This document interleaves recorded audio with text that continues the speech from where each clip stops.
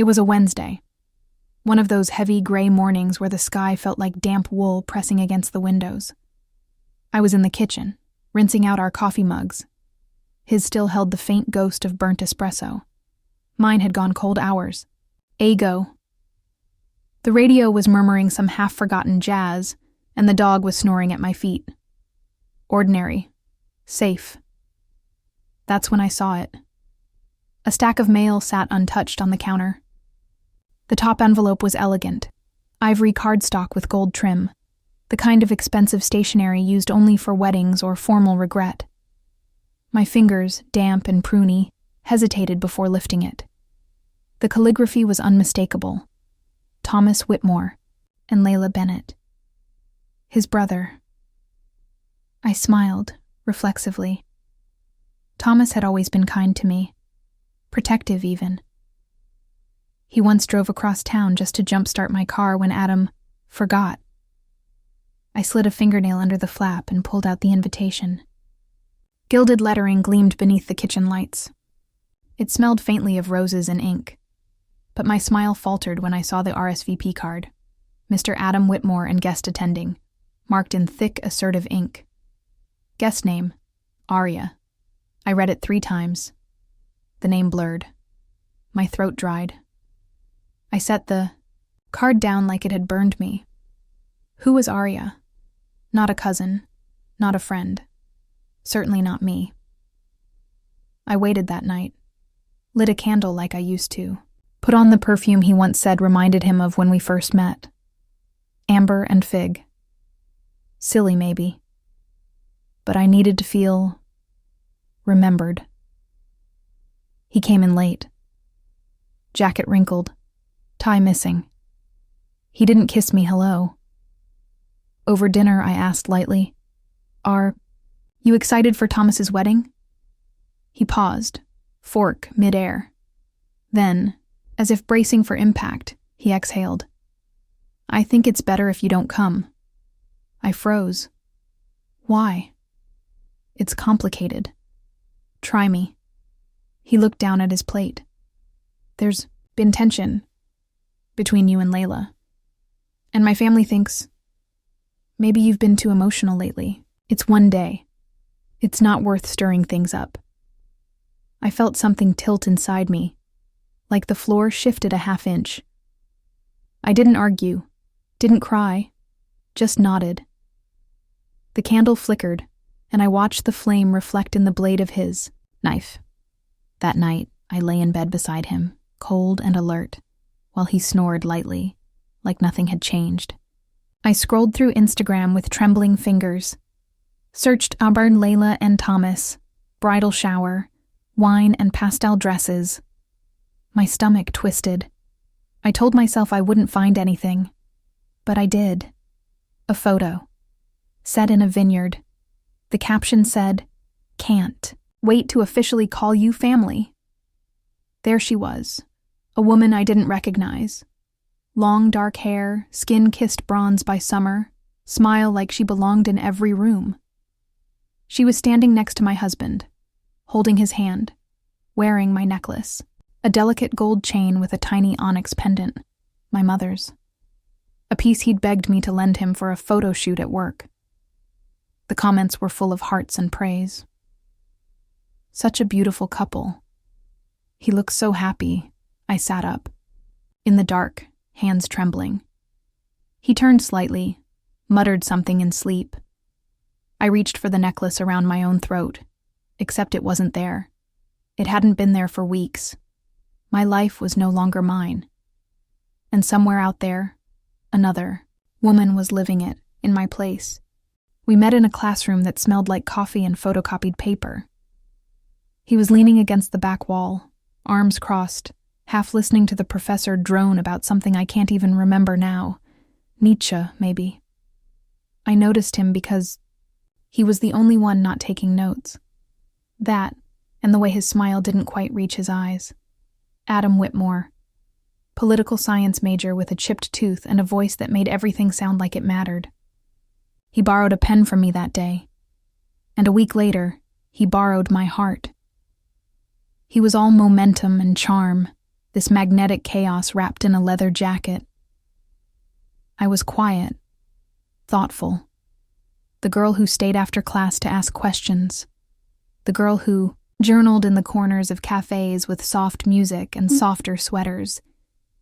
He said I calmed him, that I had an old soul, that I listened better than anyone else. "You make me feel safe," he whispered once, forehead resting against mine after we made love in his narrow twin bed. I still remember how that sentence made me feel like I'd just been knighted, like safety was something rare and precious, and only I could give it to him. I didn't see it then, how much of myself I was handing over just to be enough for him. After graduation, I had a fellowship offer in Florence, 6 months studying, under a poet I'd idolized since I was 16. I didn't go. Adam didn't ask me not to, but he looked so small the night I told him, so afraid I might outgrow him. He never said, "Please stay." He didn't have to. I folded my dream into a drawer right next to my passport. Instead, I moved into his apartment.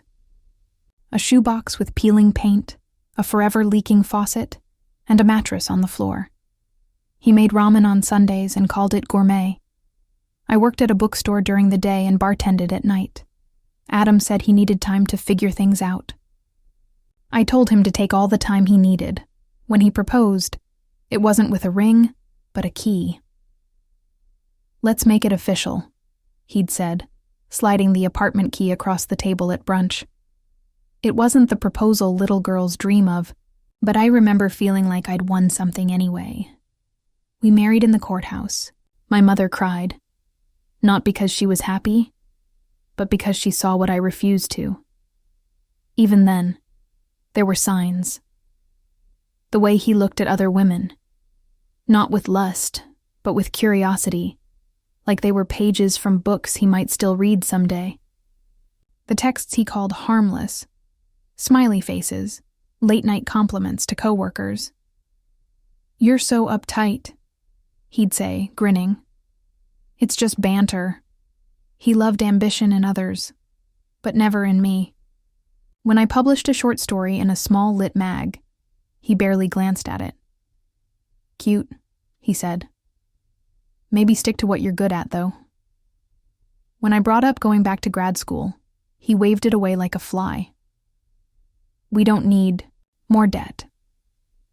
I began shrinking myself like a paper crane, folding away the parts that didn't fit into the life he'd built. I stopped wearing my favorite perfume because he said it was too heavy. I started straightening my hair because he said curls were too wild. I stopped writing, except in secret notebooks I kept hidden behind cleaning supplies under the sink.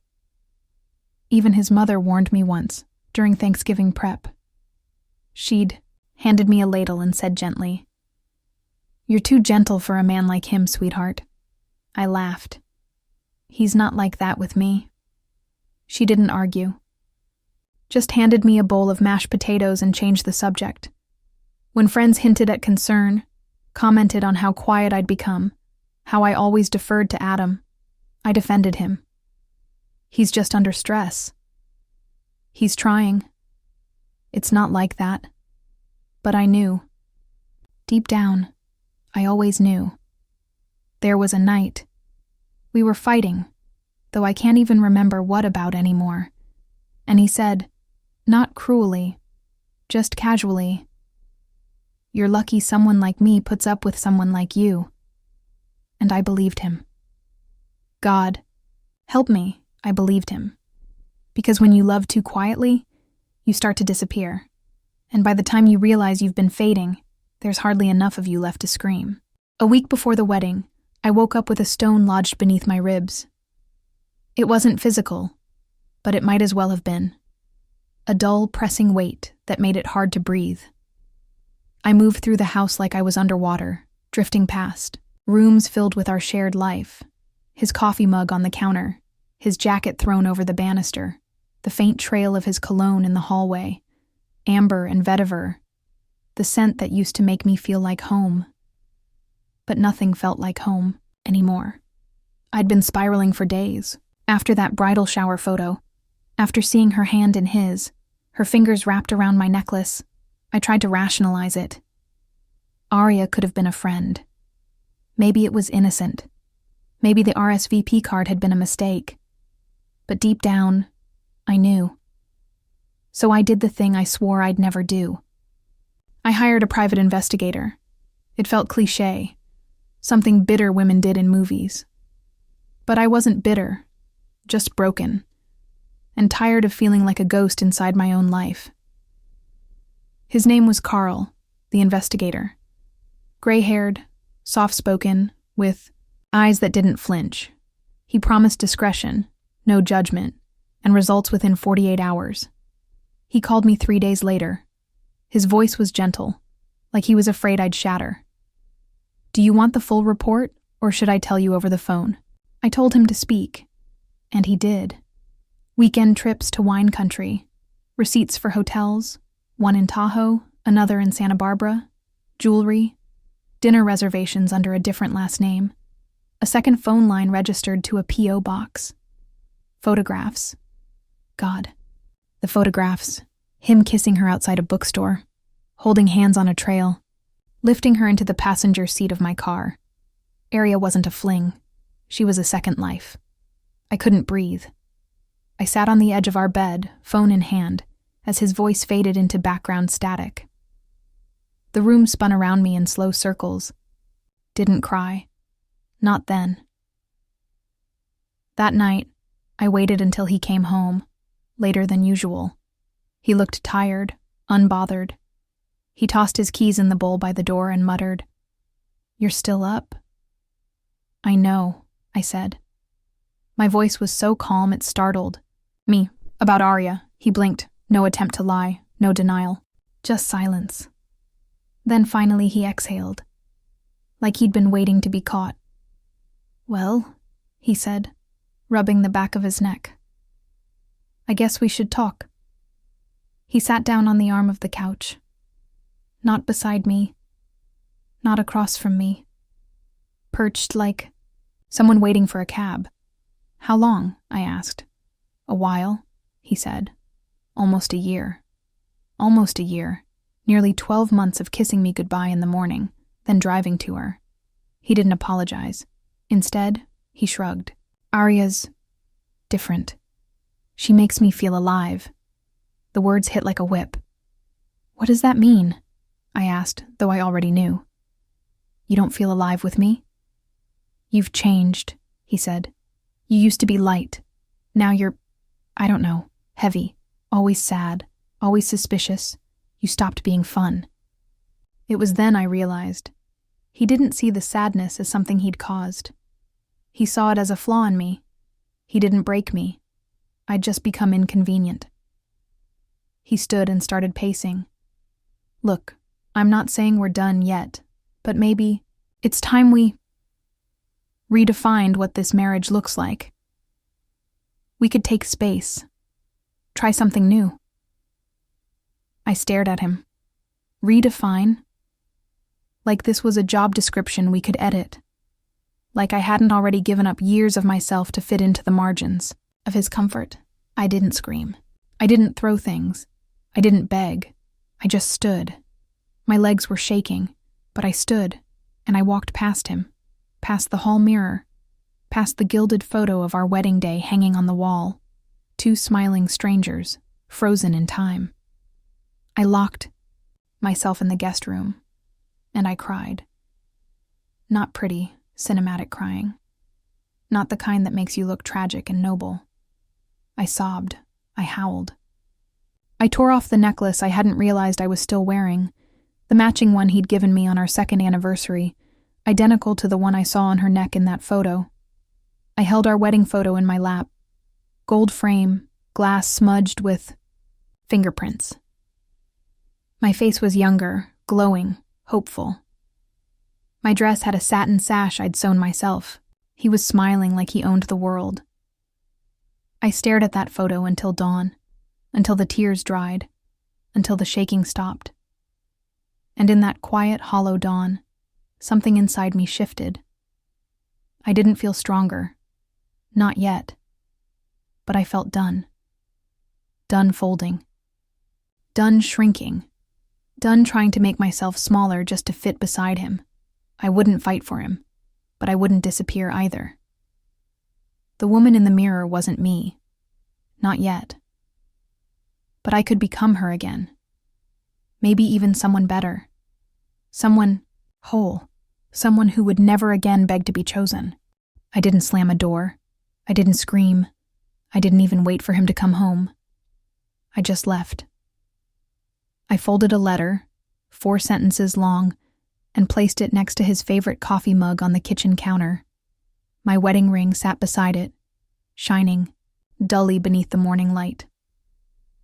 I left the keys in the blue ceramic dish near the entryway. He once said it reminded him of Santorini. We never went to Santorini.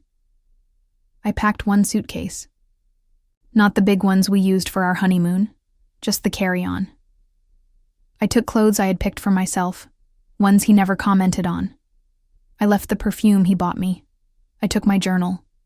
I took the earrings my mother gave me.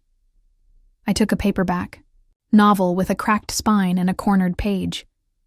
And then I drove until the city faded behind me like a bad dream. The cottage was smaller than the listing made it seem. The shutters were chipped, and the porch sagged a little on one side, but it faced the ocean. And in the mornings, the sea mist slipped through the open windows like a whisper, curling into the corners of the room, cool and damp and alive. There was nothing to distract me. No TV, no Wi-Fi. Just the sound of gulls, wind, and the slow breath of waves. The air smelled like salt and pine needles and old wood. My skin began to forget the feel of makeup. My muscles unlearned the tension of walking on eggshells. The first few days, I barely spoke. My voice felt foreign. But the silence didn't scare me. It soothed me. I hadn't realized how much noise I had lived with, even in the stillness. The noise of doubt. The noise of being watched, judged, reshaped. Here, no one watched. No one interrupted. I woke when I wanted. I slept with the windows open. I read pages of poetry and wept, not from sorrow, but from the strange comfort of recognition. Someone else had felt lost too, and they'd found the words before I did.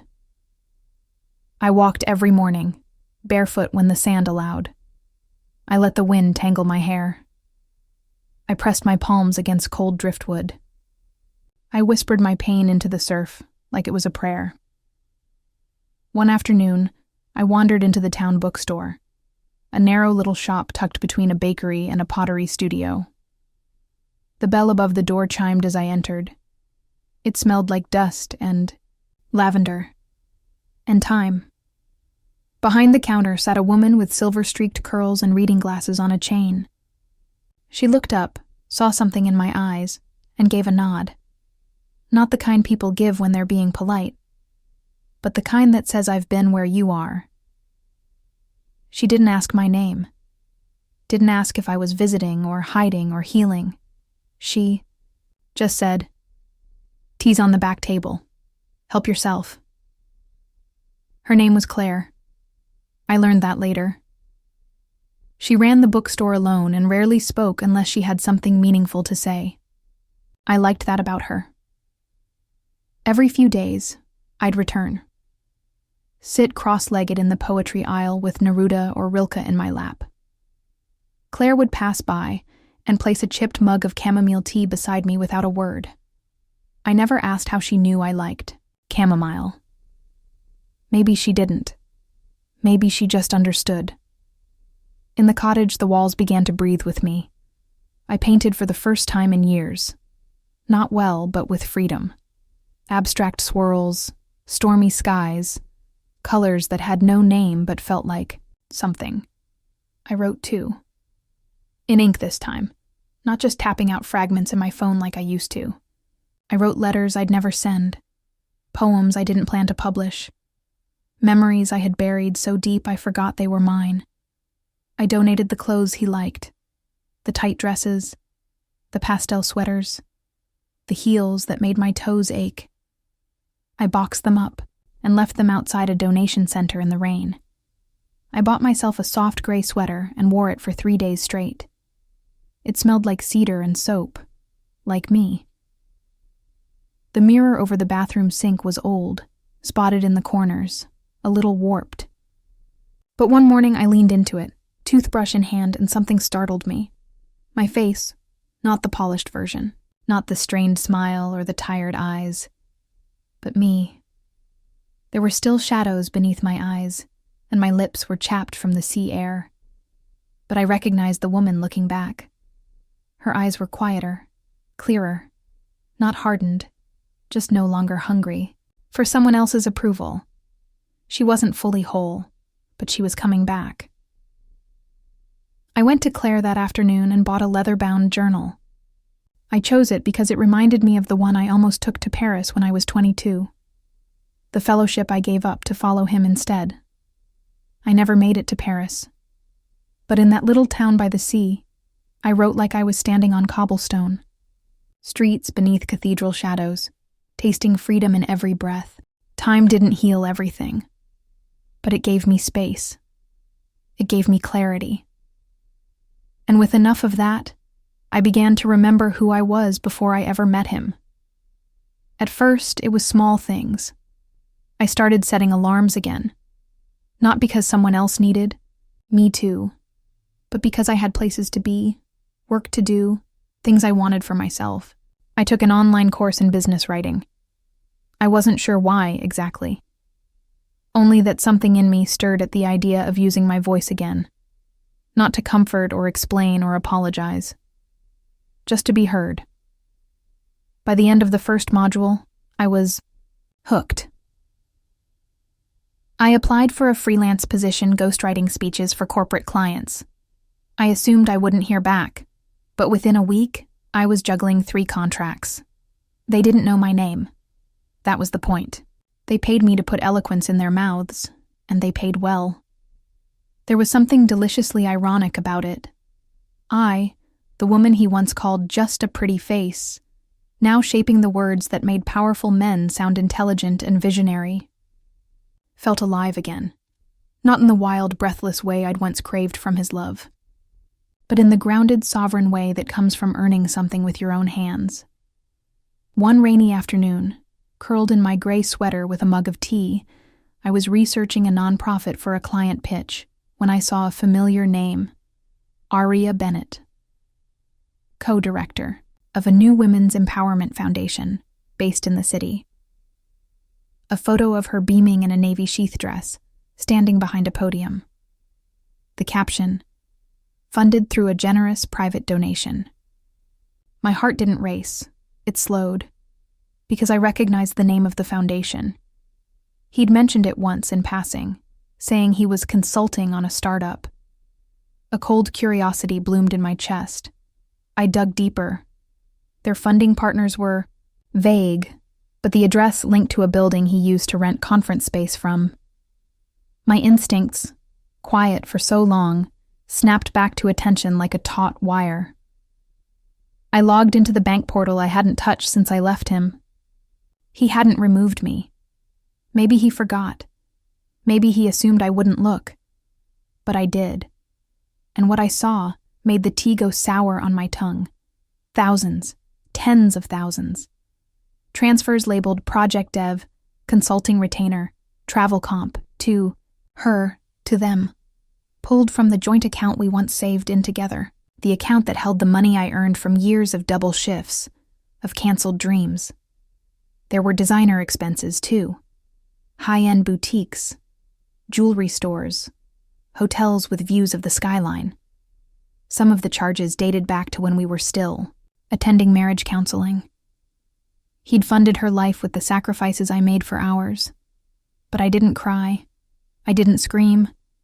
I just opened a fresh folder on my desktop and labeled it Restoration. I began to gather statements, emails, screenshots. I revisited our wedding registry records, tracked what was purchased, what was returned, what was resold. I reviewed old text threads with him, vague messages that now read like confessions, under the right lens. And then I called a lawyer, not the dramatic TV kind, a quiet, methodical woman named Priya, who reviewed everything in silence and said, after the longest pause, "He's going to regret thinking you were weak." She drafted a motion for financial misconduct. It was dry language, but it held weight. Didn't want revenge in the way I once imagined it. I didn't want to burn his life down. I wanted something cleaner. I wanted the truth to walk into the room before I ever had to. The opportunity came through a woman I barely knew. Thomas's fiancé, now a month away from her wedding. Thomas was one of my ex-husband's college friends, and we'd stayed friendly over social media. She messaged me one night, asking if I'd be willing to contribute a few photos from those college days for their wedding slideshow. "You were there in the early years," she wrote, "and you always took the best pictures." She had no idea how perfect her timing was. I responded warmly, graciously. I told her I'd be honored. I even complimented her venue. It was the same place I'd once dreamed of for my own wedding before I settled for a cheaper alternative. Over the next few days, I sifted through old drives. I found photos of us all, laughing around bonfires, crammed into dorm rooms, hiking upstate. But I also found the ones he didn't know I kept. A shot of him holding my hand on the 4th of July, fireworks reflecting in his eyes. A candid of us in a cafe in D.C. on a weekend trip, captioned and time-stamped. Another from his guys' trip to Austin, where he was supposedly alone. But my camera had caught a reflection in the window behind him. Aria, unmistakable, adjusting her lipstick. I curated a small batch, added dates, and sent them with a sweet message. "Just thought these might help fill in the early story," I wrote. I didn't say anything else. I didn't have to. I let the timestamps do the talking. I let her ask the questions. And I went back to my work, my sea walks, my quiet life built from the ashes.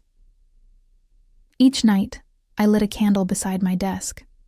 It wasn't symbolic at first, just a habit. But over time, it began to feel like something sacred. A flame for the woman I used to be. A flame for the one I was becoming. She wasn't afraid anymore.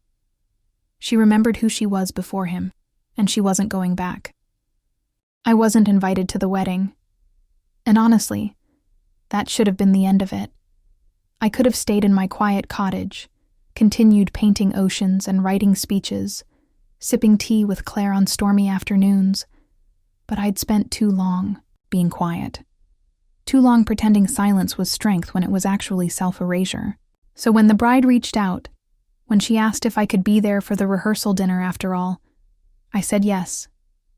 She didn't say why. I didn't ask. Maybe the photos I sent told enough of the story. Maybe she'd confronted him and heard the same stammered denials I once had. Or maybe, deep down, she'd always felt something was off, like I had in the weeks before my own wedding. The soft hum of dread that no amount of lace or champagne can drown out. The venue was beautiful, a glass conservatory with white lanterns strung like stars overhead. It looked like a dream from a magazine. I arrived early, alone, wearing the dark blue dress I used to save for special occasions. My hair was pulled back, simple and clean. No armor, no mask, just me. She met me in a private corner of the garden, hands trembling slightly as she clutched her clutch. Her voice was soft. Was it really all of that? The emails, the dates? I handed her the folder, neatly tabbed, no dramatics. Just the truth, paper-clipped and time-stamped. She flipped through a few pages, then stopped, staring at one photo longer than the rest. "He told me they were just friends," she said, more to herself than to me. I didn't respond. I didn't need to. Her eyes were already clouding, the way mine had once done when truth broke through denial, like a crack in stained glass. After a long silence, she said, "Would you say something tonight?" I blinked. "You want me to speak?" 5 minutes, she said. At the dinner, before the toasts start. I think you should have the chance. I hesitated. Are you sure? She looked at me with something like sisterhood in her expression. I think he's counted on too many women staying silent. And so, I stayed. The rehearsal dinner was held in a candlelit hall with stone walls and golden sconces. Everyone was dressed in muted jewel tones, seated at long wooden tables adorned with eucalyptus and rose petals. I saw him before he saw me. He laughed too loudly, his hand on Arya's lower back, guiding her through a group of old college friends like a politician on parade. She wore emerald, of course. Always emerald. Like she knew it flattered her. Like she believed it made her look expensive. His parents were there, chatting with the bride's family. His mother looked tired. His father, detached.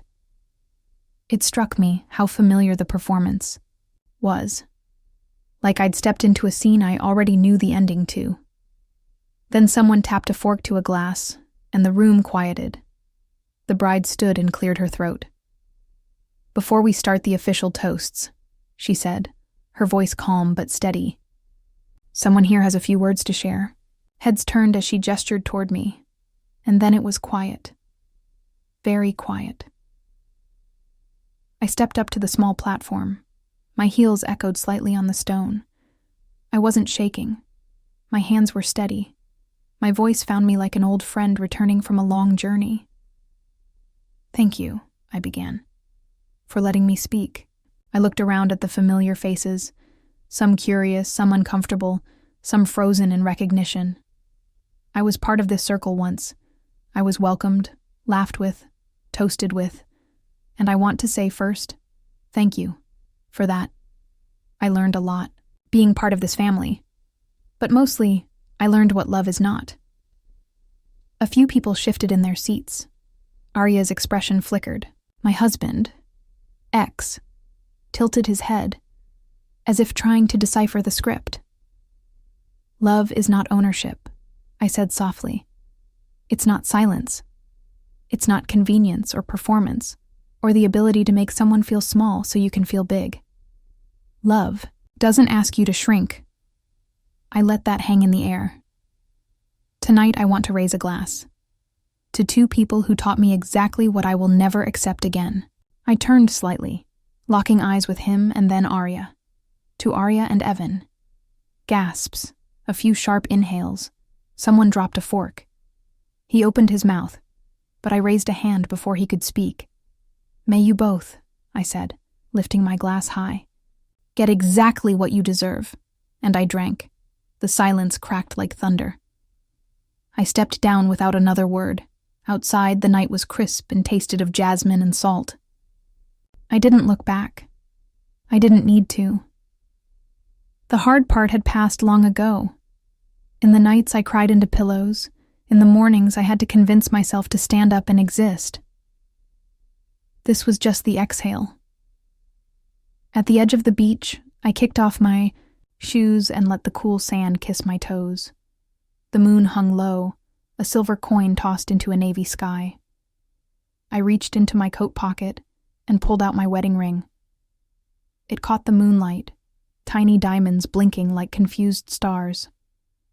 I crouched and dug a small hole with my fingers, pressing the ring into the damp earth.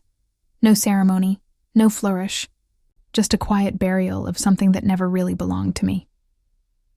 A few minutes later, I heard the soft shuffle of footsteps. Claire. She carried a bottle of wine and 2 mugs, mismatched ceramic ones from her shop. Figured you might need this, she said, easing down beside me. We sipped in silence. The ocean whispered in the dark. My body, for the first time in years, felt light. Not empty, not broken. Just released. I thought I'd feel triumphant, I said finally. But I don't. I just feel clear. She smiled into her cup. That's better than triumph. That's peace. I nodded. I didn't win. No, she said. But you didn't lose yourself either. And that's rarer than people think. I closed my eyes. The waves continued to lap the shore. I was not the woman in the mirror anymore. I was not the ghost haunting the guest room with a gold picture frame clutched to her chest. I was here, whole, and finally, beautifully, free.